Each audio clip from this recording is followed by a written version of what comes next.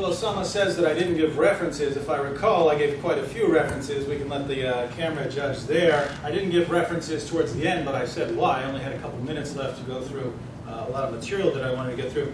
Now, Osama has offered us several arguments to show that Muhammad was a prophet. I've raised many objections to his case, and I presented several arguments of my own. So let's see how his response stands up to scrutiny.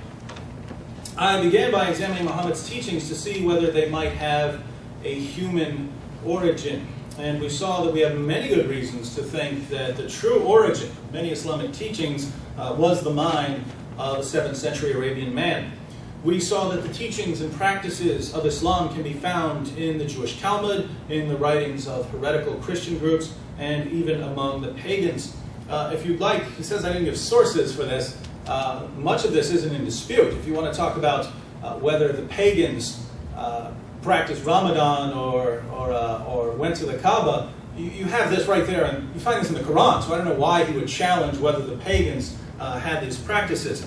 And if you'd like references for some of the other things, we have many teachings in the Quran that come from the Jewish Talmud. For instance, Abraham being delivered from a fire. We know historically that's false. It was based on a mistranslation. Teachings about Mary delivering Jesus under a palm tree. We know where those sources come from. Jesus speaking at birth, that comes from the Arabic infancy gospel. So you can find all of these sources if you want. If you want them later, I'll be happy to give them to you. He says, it's only my opinion that these things came from Muhammad's mind. Well, I didn't just say this is my opinion. I gave several lines of evidence for this. He says that prostration comes from Judaism. And he says, I don't pray like this. I don't know how he knows how I pray, but I do, in fact, bow down on the floor, on my face, sometimes when I pray, not every time. And he says, I don't fast. Again, I have no clue how he knows what I do. I fast quite frequently. He says that fasting comes from Judaism. True, but I think you missed the entire point. Muhammad's not getting this from Judaism. Muhammad's not getting fasting during the month of Ramadan from Judaism. The Jews didn't fast during the month of Ramadan. It was the pagans who fasted during the month of Ramadan.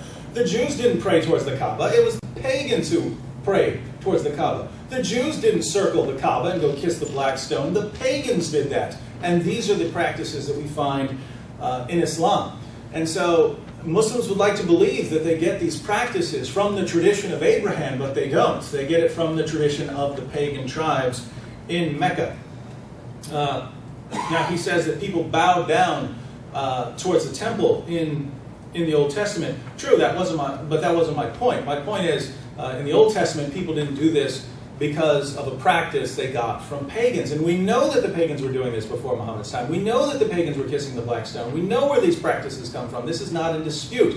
And these are the things we find in Islam. And my only point in all of this is simply that it doesn't look like this is a revelation that came from God if the practices you adopt are the practices of all the pagans who just happen to be right around you. I've seen no reason to question anything I said in that respect. We've seen that some of Muhammad's revelations have no purpose but to satisfy his desires. Muhammad received revelations establishing his right to have more sexual partners than anyone else. Muhammad received revelations justifying his marriage to the divorced wife of his own adopted son. Now, Osama says that Muhammad's marriages brought peace and that Muhammad married to bring peace. The only problem I have with this is it's total nonsense. Read the Muslim sources. The Muslims would go into an area, they would conquer the people. Muhammad would hear about the most beautiful woman in town and he would say, bring her to me. That's what we see in the sources. Now, I would grant that 2 or 3 of Muhammad's many wives did come about through some desire for some sort of political alliance.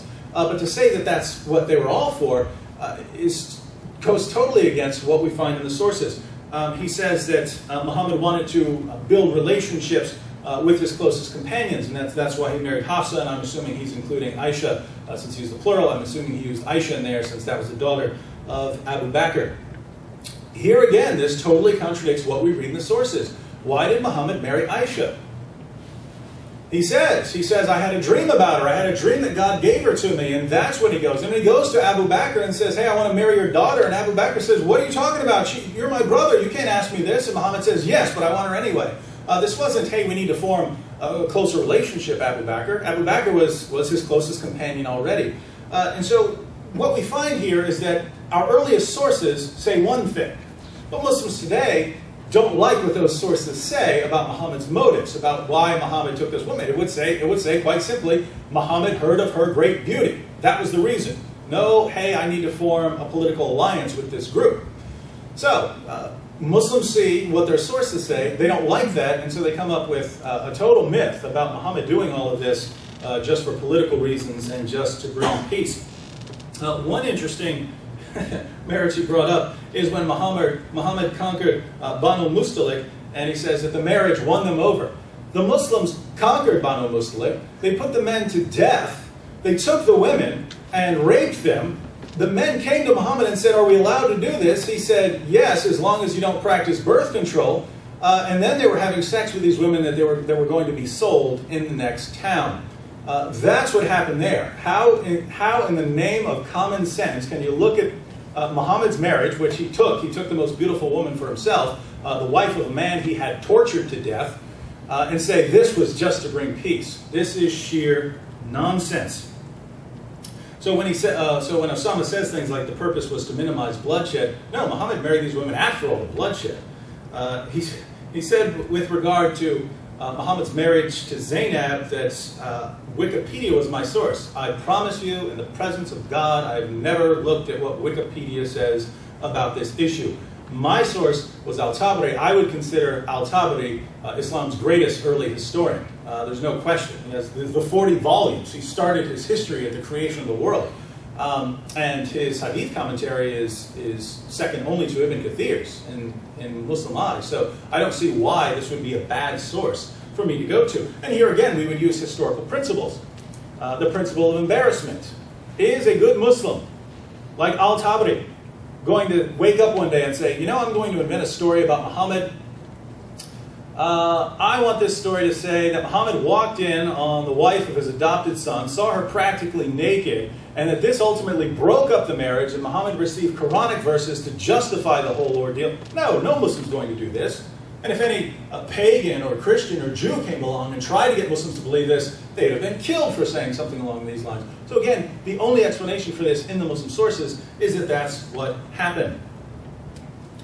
And if you like some references for this, go to the Quran. You have Quranic verses that were revealed in accordance with this incident. And 33:37, Surah 33:37 is the central one. Now, we've seen that some of Muhammad's teachings really seem just plain silly. Angels won't enter a house if there's a dog. Satan sleeps in your nose, urinates in your ears, passes one while you're praying. He says that these are symbolic teachings. Well, I quoted Muhammad Muhsin Khan, who's the translator of Al-Bukhari, and he says, no, these relate to the unseen world. You have no reason to doubt these. You have to accept it. Of course, Muslims in the West are embarrassed, especially if they're appealing to the amazing scientific accuracy of Islam, are embarrassed by these teachings, and so they want to say, they're just symbolic. He says that he actually accused me of lying with respect to the rabid, with the reference to the dogs. He says, no, it was only rabid. Well, it does say killed rabid dogs in another hadith. That's not the one I was referring to. Sahih al-Bukhari 33:23, Muhammad ordered to kill dogs. If you're going to accuse someone of lying, you might want to be a bit more careful. The reference for the sun coming up between the head of Satan, he says he's never seen this before. It's Sahih al-Bukhari 32:73, if you'd like the reference. So these are the sorts of things that we find when we examine the Muslim sources. And my only point in all of this is that these are the sorts of things we would expect to find when a man comes along in 7th century Arabia, where we knew people were filled with superstition. This was a very superstitious society, and we see Muhammad coming in. What sorts of things are we expecting to find if these are merely human teachings? Well, we would expect to find the superstitious teachings of the people around him. Satan's sleeping in your nose, and the jinn are doing this and that, and the sun comes up with the head of Satan, and so on. These are the sorts of things we expect, and this is exactly what we find. So, we have good reason to think that the origin of many of Muhammad's teachings was simply human. But we've also seen that there may be something much more sinister at work in Muhammad's teachings. I pointed out that Muhammad rejected Jesus' death, resurrection, and deity. My only point here is that if Christianity is true, this is exactly what we would expect. We expect false prophets to come along. When someone comes along and says, hey, I'm a prophet, and I reject the gospel, we've been waiting on you. We've been waiting on you, especially when it comes along and agrees with us on practically everything except for the core of the Christian gospel. So the only point here is that this is what we would expect, and this is what we would find. We saw that Muhammad's first impression of his revelations was that he was demon-possessed, and I said that sometimes first impression may be the correct one. Osama says that the early sources don't say that. Well, Ibn Ishaq certainly does, and that's her earliest source. Muhammad runs out and says, woe is me, poet or possessed. So that's the source on that. Osama does bring up a valid point that demon possession is different in Islam. They don't have the exact same view. But here I would point out two things. One, Christians believe in demonic possession, and that was my point of all this. We're looking to see whether the source of Muhammad's revelations whether they're merely human, whether they're demonic, or whether they are actually from God. So from a Christian perspective, this is again exactly what we would expect. The other point is simply, if you want to say, all right, their view is different, they believe in jinn, and that's not exactly the same as demon, fine. But what did Muhammad believe? He believed that he was being influenced by a jinn. If you want to say it's different from a demon, fine. The point is, Muhammad's first impression was not that this came from God, not that this came from Allah, that this came from someone else. And we as Christians would agree with his first impression. The Satanic verses, we saw that early Muslim sources declare that Muhammad delivered revelations from the devil. He says that this actually proves that Muhammad was a true prophet because he was corrected. Listen, folks, if your prophet comes along and he can't tell the difference between a revelation from God and a revelation from Satan, why should I believe that the correction is from God? Remember, who's getting the correction? The guy who can't tell the difference between a revelation from God and a revelation from Satan. Why in the world should I trust that the correction was actually from Gabriel when Muhammad just can't tell the difference? He attacked the sources. There are more than 30 sources for the Satanic verses. He says, well, it's not in the main collections of Ahadith. Well, you do find it in Sahih al-Bukhari and Sunan Abu Dawud, but all the bad details have been sort of sifted out of it so that you just have some little story that doesn't make sense without the Satanic verses.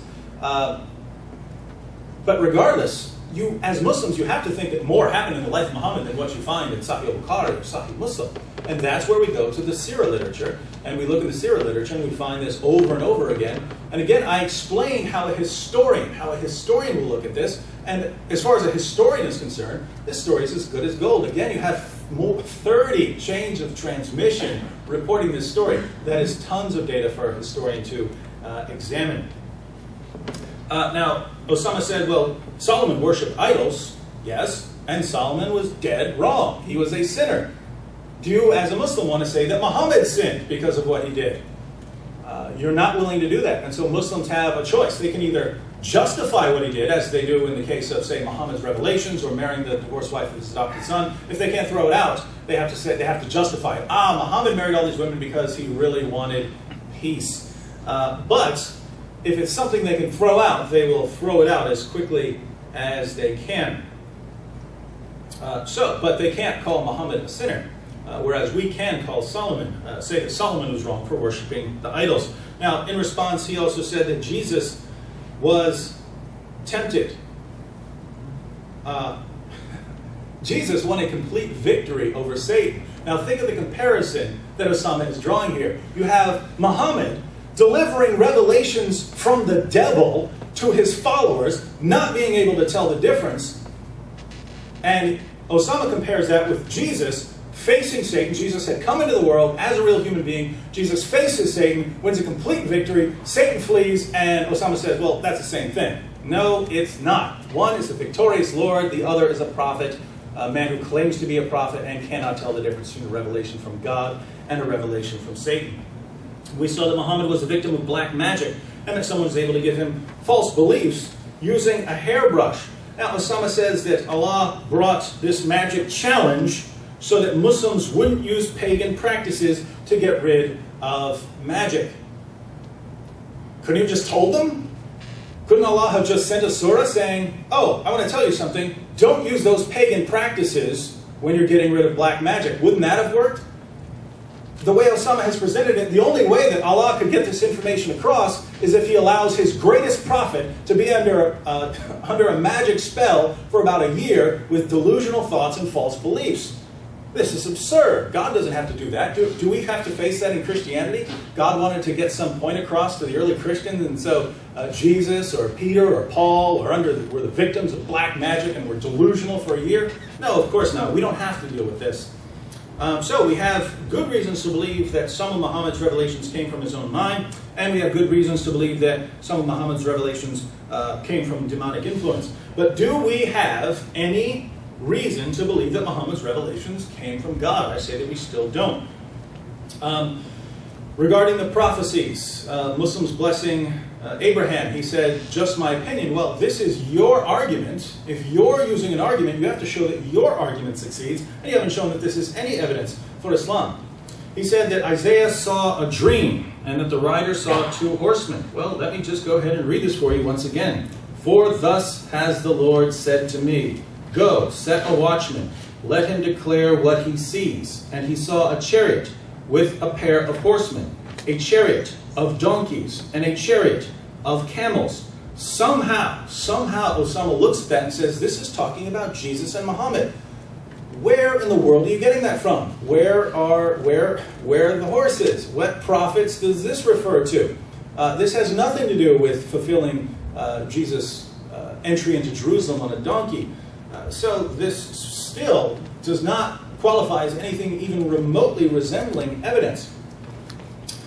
He says, God came from Sinai, Seir, and Quran. He said, he agreed with me. Yes, God came. Okay, but originally you said that this was a prophecy about Muhammad. I showed that this was a simple description of God coming towards the Holy Land, going through Sinai, Seir, and Quran. He seems to agree with me now. Okay, we agree that this has nothing to do with Muhammad. He said that I said that there's no Aramaic text for Luke, and therefore I've admitted that we have no Aramaic text.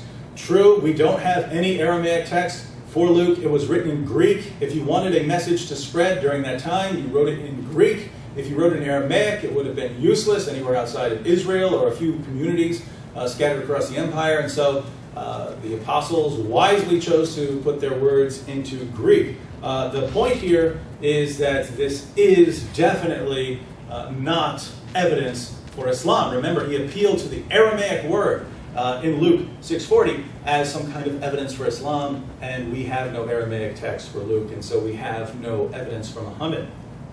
He says, it's simply my opinion that Jews were expecting a Jewish prophet. Well, you even have this in your Muslim sources. When Muhammad came and said he's a prophet, you even have in your own sources the Jews saying, well, wait a minute, we're not going to accept you, you're not a Jew. So you have this in your Muslim sources, and we know historically the Jews in the first century weren't expecting an Arab Messiah or an Arab prophet to come to them and tell them about God. So if you're going to build your case on Jewish expectation, you're going to have one heck of a time showing anything. And if you don't want to go with the Jewish expectation, I don't see what the point of bringing up the verse about the Jews expecting a prophet who's independent of the Messiah. And by the way, if you're thinking of a separate prophet, why would you point to Muhammad? You've given us no evidence that this would refer to Muhammad. I could say it refers to the Apostle Paul. He would at least fit the criterion of being a Jew, but it's clear that this has nothing to do with Muhammad. Regarding the prophecies and the foretellers, he said that I said that because of what Muhammad said about the foretellers, I'm saying that there are no prophecies in Islam. Not what I said at all. I said that according to Muhammad, predicting the future is no evidence at all. That's what I said. There can be all sorts of prophecies in Islam. The point is, according to Muhammad, they do not count as any evidence of divine origin of what you're saying. So Muhammad says, the foretellers, they're saying these things, they're even predicting things accurately. This doesn't show that we should listen to them. They could be getting this from a jinn. But apart from that, it's totally irrelevant because Muhammad didn't give any clear prophecies. Now, on the argument from scientific accuracy, he said that his claim about smoke refers to the origin of galaxies. Show me anywhere in any Muslim source that refers to galaxies at all. I know what the Muslim sources say. I've explained what the Muslim sources say about astronomy. You have the 7 Earths, and then you have the 7 layers. Nowhere does Muhammad mention anything about galaxies. And so what you're doing here is you're putting your interpretation into the text instead of reading the text for what it actually says. Osama says that you've got the 7 heavens, and this refers to the 7 layers of the atmosphere. Well, what does the Quran say about these 7 heavens? Well, it says that in the lowest heaven are all the stars. So, do you Muslims believe that all the stars are in the troposphere of our atmosphere? Do you believe that? That all stars are in the lowest level of our atmosphere? If you do, wow. If you're getting that from the Quran, I'd say this is amazing confirmation of where the Quran will lead people astray. Osama says that Muhammad knew that the earth had 7 layers, but that's not what Muhammad says. He says 7 earths. Nothing about layers. 7 earths. And we know what Muhammad meant because we have the hadith, we have the seerah literature, we have the commentaries to explain what Muhammad meant. Osama wanted some references. I'll give you some. Al-Tirmidhi, you can't reject that as a good Muslim. Al-Tirmidhi, number 1513. Muhammad asks his followers if they know what's above them and what's below them. So, do you people know what's above you and what's below you? Muhammad says that above us is, quote, a ceiling which is guarded and waves which are kept back. Now, above that are 2 heavens with a 500-year journey between them, and so on, until there are 7 heavens. So you have 1 heaven, it's solid, then a 500-year journey, and then another heaven, and so on, stacked up. And above all that is Allah's throne. If we turn the other way, if we go down, we find something similar. Below us is the earth. Muhammad asked his followers if they knew what was below that. They didn't, and here's what Muhammad told them. Under it, there is another earth, with a journey of 500 years between them. So there's earth, not a layer of the crust. The layers of the crust touch one another. There's not a 500-year journey in between them. There's one earth, then a 500-year journey between those, and then another earth, 500-year journey between those, another earth, and so on for all 7 earths. So this certainly isn't the description that Osama gave us. So his interpretations of these texts is totally in conflict with Sahih Sittah. In the tafsir of Ibn Abbas, we learn that these 7 earths are flat and that the 7 heavens are like domes above the earth. Al-Tabari confirms that the 7 earths are flat. In Sunan Abu Dawud, since he wants references, number 4705, Muhammad adds that above the 7 heavens, there are 8 goats which are as tall as one of the heavens. And of course, we know from other sources that if we go below the 7 earths, there's the big whale that's moving, which is why God had to hammer the mountains into place to keep the earth stable. Now, is this correct? No. There's nothing here that's correct, apart from the fact that there is an earth or something like that anyone can know. But is Muhammad's view in any way correct? No. Is there any confirmation, any scientific confirmation of Muhammad's views? Absolutely not. Osama returned to the passage about the moon's orbit. He says that he quoted Western sources to show that the moon does indeed follow an S shape. I didn't deny that. What I denied is that the Quran is saying anything about the moon following an S shape. Again, this is not my view. This is your main translator of the Quran in English, Abdullah Yusuf Ali. He explains what this means. It has nothing to do with the date vine being S-shaped. It has something to do with when it dries up, it takes on a yellow crescent shape. And that's what Muhammad is referring to. This, again, do you need to be a prophet to know that the moon at certain stages is shaped like a crescent? Not at all. What kind of evidence is this? This is no evidence at all. He went back to the passage about the heaven being created when it's smoke and so on. Again, we looked at these passages and we saw that all throughout these passages there are all kinds of scientific errors. And again, this has nothing to do with the formation of galaxies. In these passages where the heavens are formed after the earth. And so I don't understand how in the world you can point to these as evidence for Islam. He said that in 21:104, God will roll up the heavens like a book, and that this is proof that the Quran is the Word of God. Well, you'd have to say that the Bible is the Word of God, because that's where this analogy comes from. He says that this refers to the cosmic crunch. Well, since we know what Islam means by the heavens, it's a solid flat dome. It actually says in the Quran that God has to hold it up, otherwise it would fall on the earth. So this is some sort of solid object that might fall on the earth. Since we know that that's what Muhammad meant by this heaven, then God rolling that up, well, God could actually roll up this solid object that, if you weren't holding it up, might fall on the earth. So this, again, is completely wrong. This has nothing to do with any kind of cosmic crunch. And by the way, the main theory, so far as I know, is that the universe will now keep on expanding forever and will not return in on a cosmic crunch. He referred to Surah 51:47. He said that the universe is expanding. Surah 51:47 shows that the universe is expanding. Well, the universe is expanding. Here again, I have to ask the question, is this what the Quran says? I'll give you two translations. Shakir, my favorite translation of the Quran, and heaven, we raised it high with power, and most surely we are the makers of things ample. Anything in there about the universe expanding? Not one word. Let's look at Yusuf Ali, the main translator in English. With the power and skill did we construct the firmament, for it is we who create the vastness of space. Is there one word in there at all that has anything to do with the universe expanding? No. You do have something expanding, though, in the next verse. And we have spread out the spacious earth. How excellently do we spread it out? So if you want to say anything's expanding, you have to say that earth is expanding. He said that according to the Quran, God will create the world. So this is another big bang. In Christianity, you have the resurrection of all things. So you'd have to accept this as proof that Christianity is true. I know that as a Muslim, you don't want to do this. So we've seen that there's no scientific evidence, there's no prophetic evidence, there are no fulfilled prophecies about Muhammad, there's no evidence for Islam anywhere. I think I have about 3 more minutes. At the end of my last presentation, I talked about Muhammad's view of astronomy.